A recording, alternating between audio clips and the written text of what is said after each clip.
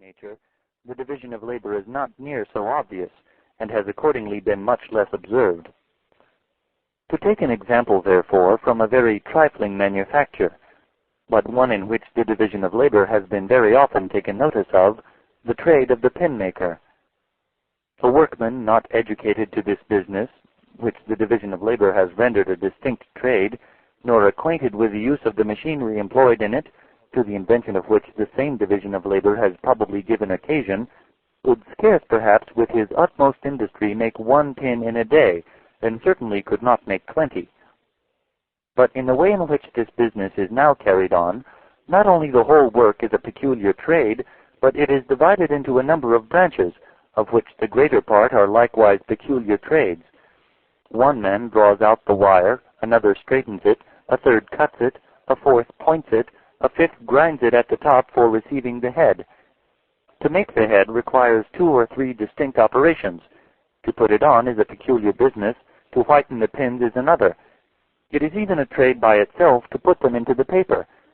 And the important business of making a pin is in this manner divided into about 18 distinct operations, which in some manufactories are all performed by distinct hands, though in others the same man will sometimes perform 2 or 3 of them. I have seen a small manufactory of this kind where 10 men only were employed, and where some of them consequently performed 2 or 3 distinct operations. But though they were very poor and therefore but indifferently accommodated with the necessary machinery, they could, when they exerted themselves, make among them about 12 pounds of pins in a day.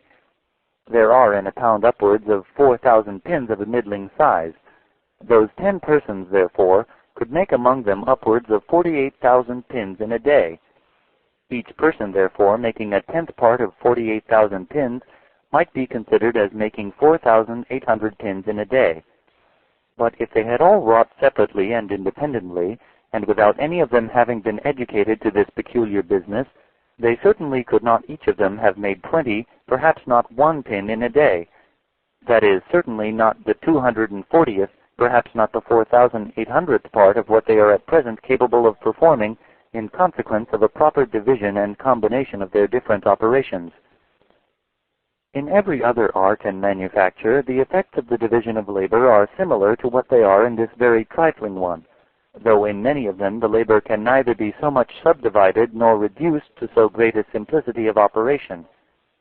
The division of labor, however, so far as it can be introduced, occasions in every art a proportionable increase of the productive powers of labor.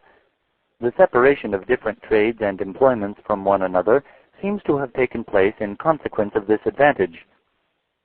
This separation, too, is generally carried furthest in those countries which enjoy the highest degree of industry and improvement. What is the work of one man in a rude state of society being generally that of several in an improved one. In every improved society, the farmer is generally nothing but a farmer, the manufacturer nothing but a manufacturer. The labor, too, which is necessary to produce any one complete manufacture, is almost always divided among a great number of hands. How many different trades are employed in each branch of the linen and woolen manufactures, from the growers of the flax and the wool, to the bleachers and smoothers of the linen, or to the dyers and dressers of the cloth? The nature of agriculture, indeed, does not admit of so many subdivisions of labor, nor of so complete a separation of one business from another as manufactures. It is impossible to separate so entirely the business of the grazier from that of the corn farmer, as the trade of the carpenter is commonly separated from that of the smith. The spinner is almost always a distinct person from the weaver, but the plowman, the harrower, the sower of the seed, and the reaper of the corn are often the same. The occasions for those different sorts of labor returning with the different seasons of the year, it is impossible that one man should be constantly employed in any one of them.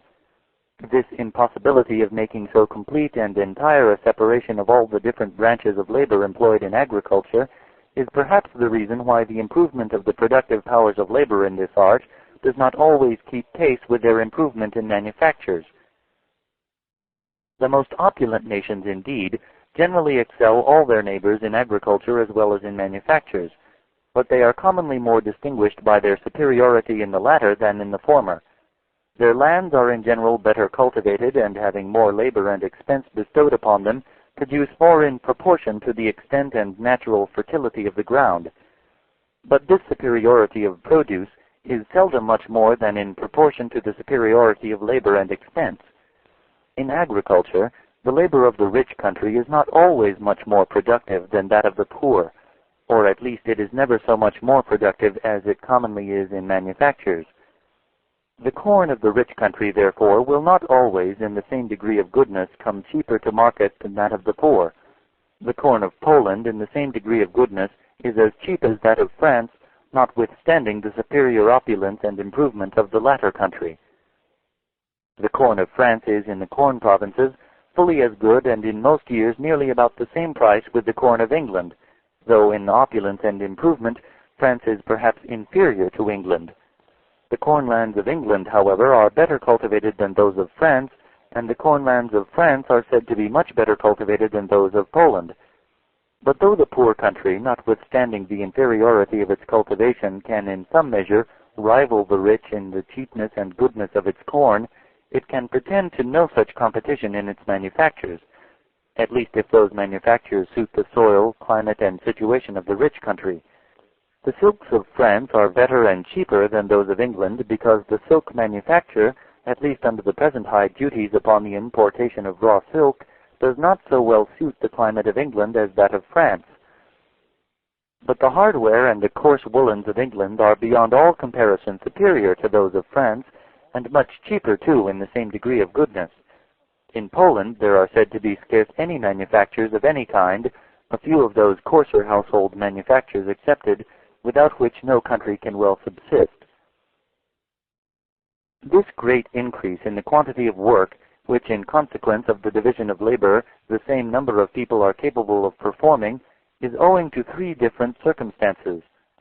First, to the increase of dexterity in every particular workman. Secondly, to the saving of the time which is commonly lost in passing from one species of work to another.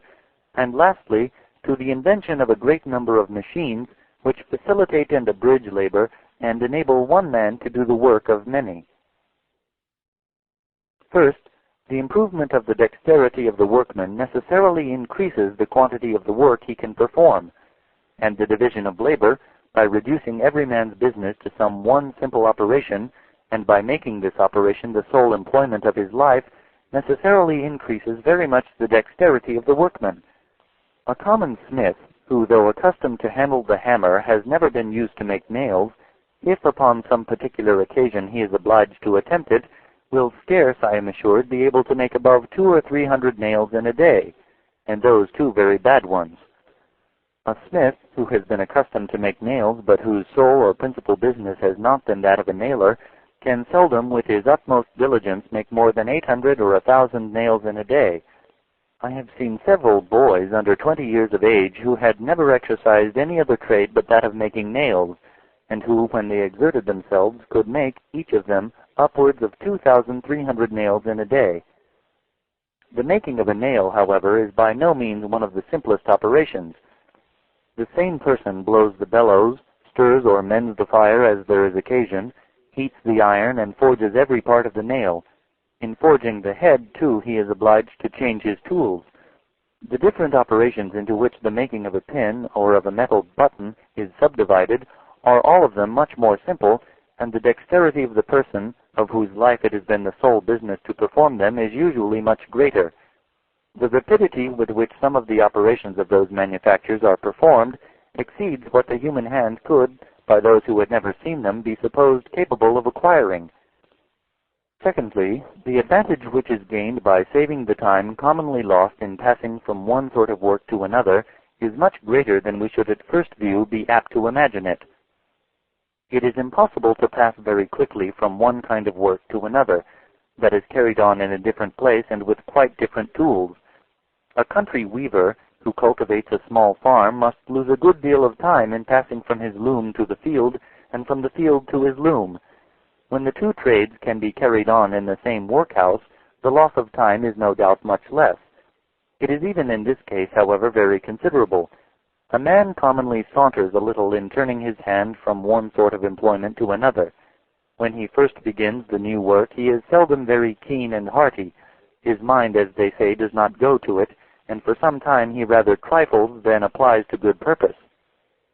The habit of sauntering and of indolent, careless application, which is naturally or rather necessarily acquired by every country workman who is obliged to change his work and his tools every half hour, and to apply his hand in 20 different ways almost every day of his life, renders him almost always slothful and lazy, and incapable of any vigorous application, even on the most pressing occasions.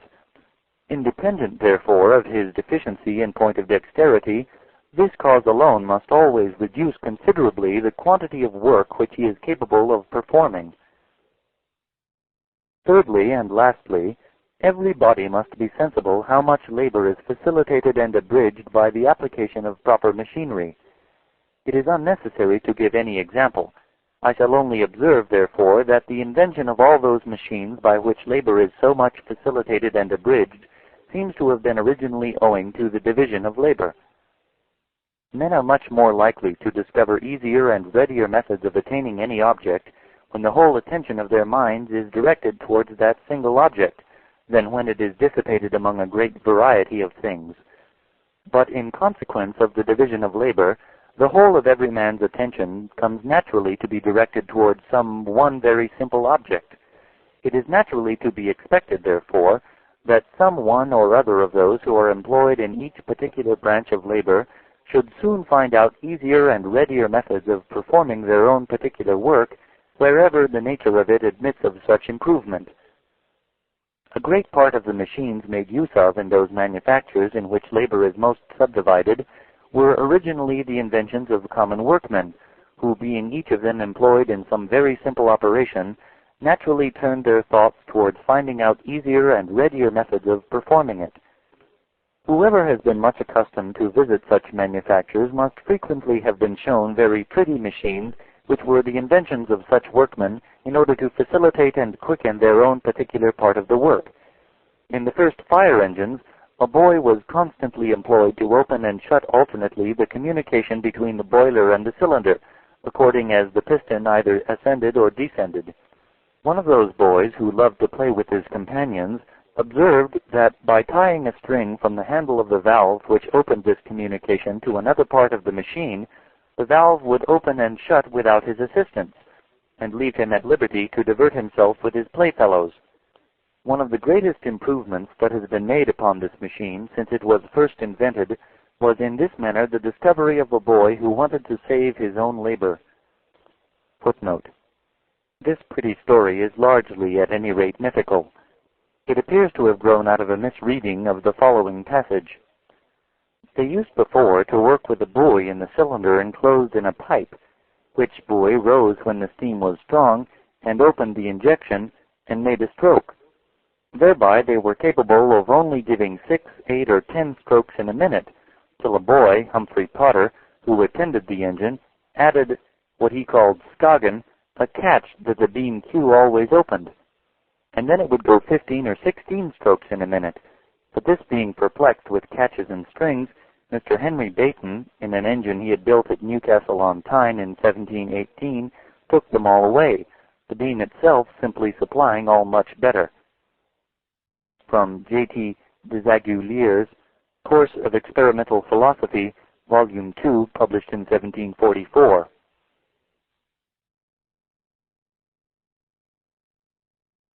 All the improvements in machinery, however, have by no means been the inventions of those who had occasion to use the machines. Many improvements have been made by the ingenuity of the makers of the machines, when to make them became the business of a peculiar trade, and some by that of those who are called philosophers or men of speculation, whose trade it is not to do anything, but to observe everything, and who upon that account are often capable of combining together the powers of the most distant and dissimilar objects. Footnote. In Lectures, page 167, the invention of the plow is conjecturally attributed to a farmer and that of the handmill to a slave, while the invention of the water wheel and the steam engine is credited to philosophers. Mandeville is very much less favorable to the claim of the philosophers. They are very seldom the same sort of people, those that invent arts and improvements in them, and those that inquire into the reason of things. This latter is most